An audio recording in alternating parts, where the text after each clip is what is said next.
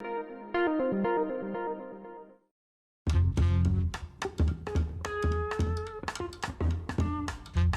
this week's episode of Keeping It Real, Cam Marston remembers a friend's father who died a week ago, and something this man said that Cam will never forget. The father of one of my oldest friends died last week. I remember him well. He had a huge voice, and his presence and his personality filled every room he stepped into. He was a Naval Academy graduate, and he held the bearing of a military man.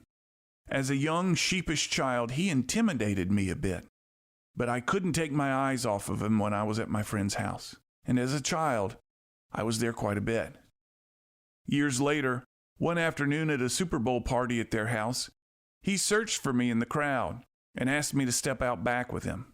He had something he wanted to tell me. I was now a teenager, and though I was now less intimidated by him, this was unusual, and I nervously followed him onto the patio. I remember it so clearly as I tell this story. He and I stepped outside, and he turned to face me. He was silent for a moment or two, looking for the words, and then he said this: "Cam, your father is one of the most honorable, kind men of character I've ever met. He's honest and caring and helpful, and you may not see it, but he's generous. He's a good man, and I'm proud to know him. And I want you to know what kind of man he is. You're very lucky, and you should be very proud of your father." I didn't know what to expect, but it certainly wasn't that. It, as they say, shut my mouth wide open. I probably muttered thank you under my breath, and he walked back past me into the house to rejoin the party. The conversation was over, and he never acknowledged our conversation ever again, and he never said anything like this to me ever again. But I've never forgotten it. I've always known my father was a good man, is a good man.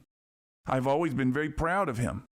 But I tell you, it's different when one of your parents' colleagues, and this man and my dad weren't great friends. They certainly knew one another, but they didn't pal around together. It's different when one of your parents' colleagues pulls you aside and tells you how much they admire your parents. Not like them, admire them. And men usually don't talk this way about each other unless they've waited in line to shake your hand at a wake. I've never forgotten it, and I've never forgotten how it made me feel about my dad and about being his son. And today, since my children and their friends were old enough to know what I was talking about, I've tried to do the same. To catch that child when I could speak to him in an environment with no distractions and express sincere admiration for their father. To pay it forward, with the hopes that I can make them feel about their father the way that man made me feel about mine so long ago. I'm Cam Marston, just trying to keep it real. To hear more commentaries, search for Keeping It Real with Cam Marston on your favorite podcast app, or follow Cam Marston on social media.